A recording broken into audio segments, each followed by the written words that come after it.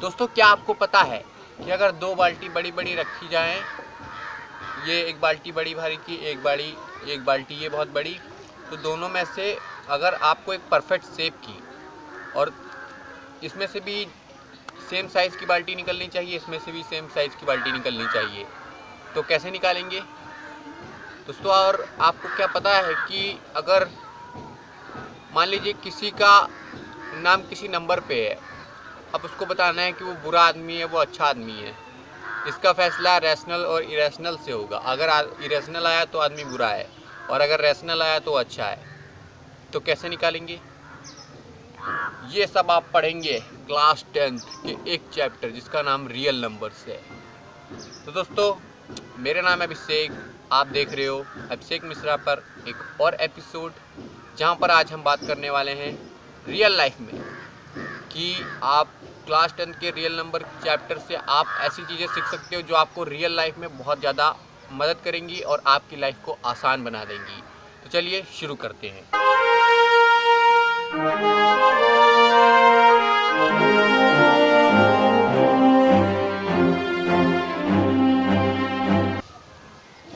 दोस्तों, इसमें टोटल देखी जाए इस चैप्टर में तो 4 फॉर्मूले होते हैं, आप लोग जैसा कि जानते हैं। Include division lemma, the fundamental of arithmetic progression, और इरेशनलिटी थ्योरम होता है, और एक होता है टर्मिनेटिंग और नॉन टर्मिनेटिंग। तो सिंपल सी बात है ना, जो दो पहले फार्मूले आप उठा के देख लीजिए, उसमें कुछ नहीं करना होता, उसमें सिर्फ एलसीएम और एचसीएम निकाला जाता है। फ़र्क ये है कि पहले फार्मूले से इंक्लूड डिवीज़न लेमा से हम डिवाइड करके एचसीएफ निकालते हैं, और एलसीएम तो उसमें आराम से ही निकल जाएगा। जो भी आपका मेन डिविडेंट है is equal to divisor plus into quotient plus remainder, वो आता है, आप जानते ही हैं। और जो दूसरे arithmetic fundamental theorem of arithmetic से हम कॉमन फैक्टर लेकर निकालते हैं। तो बेसिकली हुआ तो एक डिवाइड करके एक मल्टीप्लाई करके, तो दोनों में निकालते हैं एचसीएफ एलसीएम ही है। लेकिन जो मेन चीज़ है ना कि एलसीएम और एलसीएफ हमें निकालने की क्यों ज़रूरत है, तो उसके बारे में बात करेंगे। आप दो बाल्टी ले लो, ठीक है, एक इतनी बड़ी ले ली आपने, एक इतनी बड़ी ले ली, ठीक है। और अब दोनों में से अगर आपको बताया जाए कि आपको एक परफेक्ट शेप की, परफेक्ट साइज़ की बाल्टी निकालनी है, तो कौन सा आप फार्मूला यूज़ करेंगे, क्योंकि उसकी साइज़ तो चाहिए निकालने के लिए। तो आप निकालेंगे एचसीएफ निकालते ही आपको एक परफेक्ट शेप की बाल्टी मिल जाएगी, क्योंकि आपको पता चल जाएगा कितनी काटनी है, दोनों में से कितना कितना काटना है। तो इस बड़ी बाल्टी में से इतना काट लो और छोटी में से इतना काट लो, और आपको दोनों एक सेम क्वांटिटी की बाल्टियाँ मिल जाएंगी। तो अगर आपको एकदम परफेक्ट शेप में कोई काम चाहिए और अगर आपके पास दो चीज़ें हैं, उससे एक चीज़ निकालनी है बराबरी की, तो आप एचसीएफ निकालते हो। तो एलसीएम कब निकलता है कि आपको मान लीजिए कि दो चीज़ें हैं, लेकिन कुछ सामान भरने के लिए आपको जल्दी जल्दी सामान निकालना है, तो बड़ी निकालनी पड़ेगी ना। तो दोनों में से इसमें से गड़बड़ कैसे भी दोनों में से करके तो काट पीट के एकदम मतलब बड़े साइज में दोनों सेम बाल्टियाँ हों, दोनों में से दोनों पीसेस, दोनों ऑब्जेक्ट में से निकालना है आपको, तो आपको यहाँ पर एलसीएम निकालना पड़ेगा। एलसीएम निकालते ही आपको पता चल जाएगी कि सबसे बड़ी क्वांटिटी हमें कौन सी निकालनी है, तो उसी को नाप के काट के आराम से आप निकाल सकते हो एलसीएम की बाल्टी, ठीक है। पहले आपने एचसीएफ की बाल्टी निकाली और एलसीएम की निकाली, और ज़्यादा कुछ होता नहीं है इस चैप्टर में।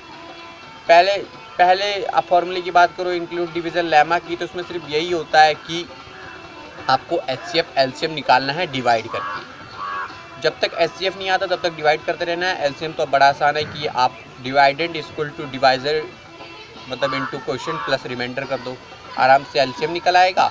और एचसीएफ में डिवाइड करते रहो जब तक रिमाइंडर 0 नहीं आ जाता, और आपका जो जिस भी फेस में रिमाइंडर 0 आया ना, उसका डिवाइज़र आपका एचसीएफ बन जाता है। आप और कुछ कहना चाहेंगे? हाँ, इंक्लूड डिवीज़न लेमा में एक और चीज़ होती है कि कभी कभी पूछ लेता है कि हमें नंबर बताइए, कोई सेम मतलब कोई इक्वेशन दे देगा, जैसे कि कोई नंबर दे देगा 3m + r 2m + r, तो इसमें पूछता है कि बताओ इसमें कितने नंबर हैं और कौन सा नंबर ऑड है, कौन सा नंबर इवन है। कुछ नहीं होता इसमें पता इतना करना पड़ता है कि आपको पता है, जैसे कि हमने बता दिया था कि कभी भी रिमाइंडर जो होगा वो डिवाइज़र से बड़ा नहीं होता, ठीक है। तो आपको रिमाइंडर अगर डिवाइज़र आपको मिल रहा है मान लीजिए 3, तो आप कितने रिमाइंडर मान सकते हो, कितना रिमाइंडर आ सकता है, क्योंकि 3 से तो ज़्यादा जाएगा नहीं। कितना आ सकता है, 0 1 2, बस यही आ सकते हैं ना रिमाइंडर। तो कुछ नहीं होता, पहले आपको 3m+0 जो नंबर आया वो लिख दो, क्या है, इवन है या ऑड है। फिर ऐसे ही करते 3m, फिर अगला रिमाइंडर +1 वो बताना है। फिर ऐसे आराम से ऐसे लिख दो और बता दो कि कौन सा इवन है कौन सा ऑड है, और आसानी से पता चल जाता है। और जहाँ अर्थमेटिक, द फंडामेंटल अर्थमेटिक तो बहुत आसान है, उसमें सिर्फ कॉमन फैक्टर निकालना है, एलसीएम और एचसीएफ बस। और एक और फार्मूला होता है जिसे हम कहते हैं प्रूफ रेशनैलिटी थ्योरम। इसमें कुछ नहीं होता ना, बट इसमें सिर्फ इतना करना पड़ता है, जैसे जैसे नंबर है इसमें होता है ऐसा कोई नंबर, जैसे 2 प्रकार के नंबर होते हैं, एक सिंपल फॉर्म में होता है जैसे 2 3 4 5 है ना, और एक ऐसा होता है √2 √3 √5 है ना, ऐसे होता है। तो आप √2 करोगे तो क्या ही आएगा, एक क्लियर वैल्यू आएगी, नहीं आएगी ना, तो इसको हम इरेशनल कहते हैं। जब कोई क्लियर वैल्यू ना आए तो वो नंबर इरेशनल हो जाता है। जैसे कि इरेशनल नंबर है 2 हैं 3 हैं 4 हैं, कुछ नहीं करना पड़ता, बस इन नंबरों को =p को दो और √ वाले नंबर को इधर ही रखो, बाकी सबको उधर ले जाओ। जो भी जिस चिन्ह के साथ चिन्ह बदल जाएंगे। और RHS सिंपल सी बात सुनो, देखो कोई भी नंबर हो 3 + 2 √2 ऐसा नंबर है, तो आपको सिर्फ इतना करना है कि 3 + 2 को LHS में डालना है। जैसे ही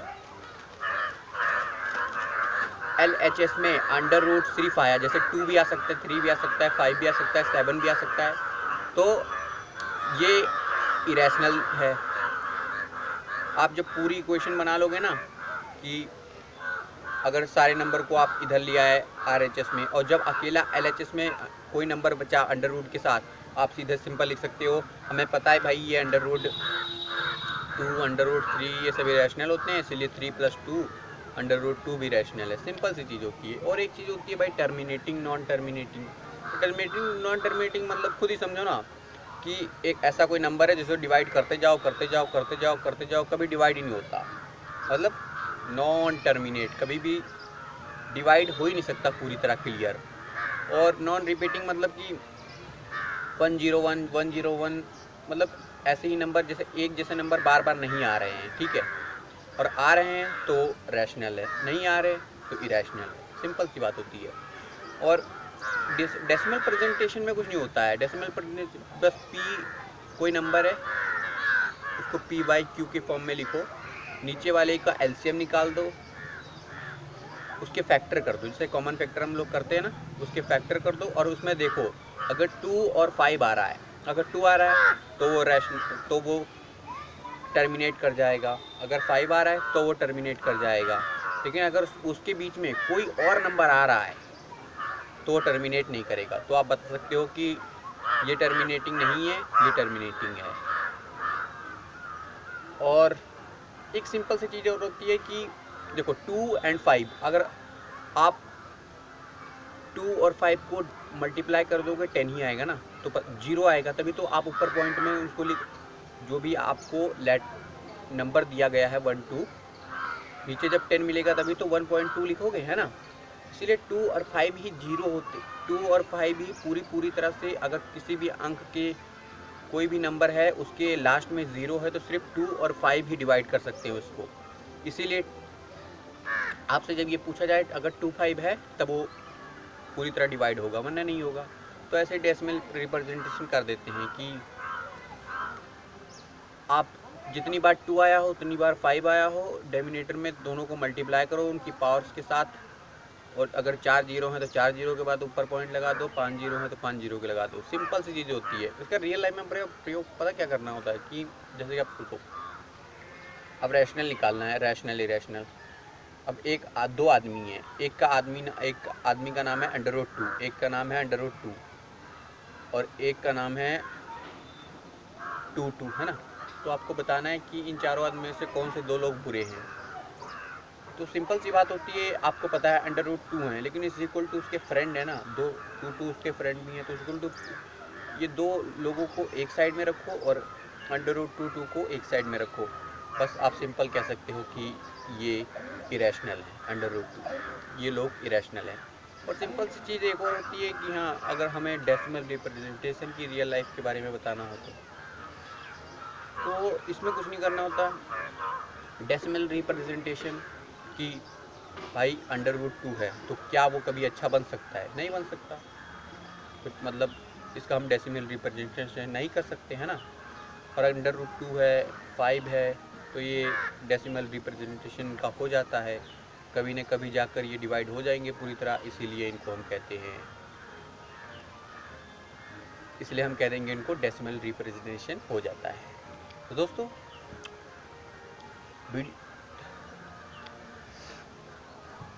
हाँ तू ही बोल। Thank you.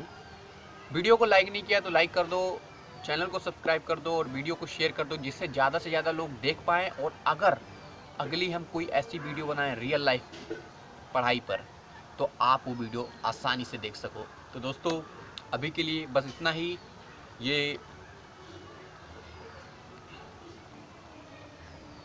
अब क्या ही बताऊं मैं आपके बारे में, ये तो बोलते रहेंगे, लेकिन हमें तो कुछ टाइम का ध्यान रखना पड़ता है, बाकी और भी काम है। तो दोस्तों मिलेंगे अगली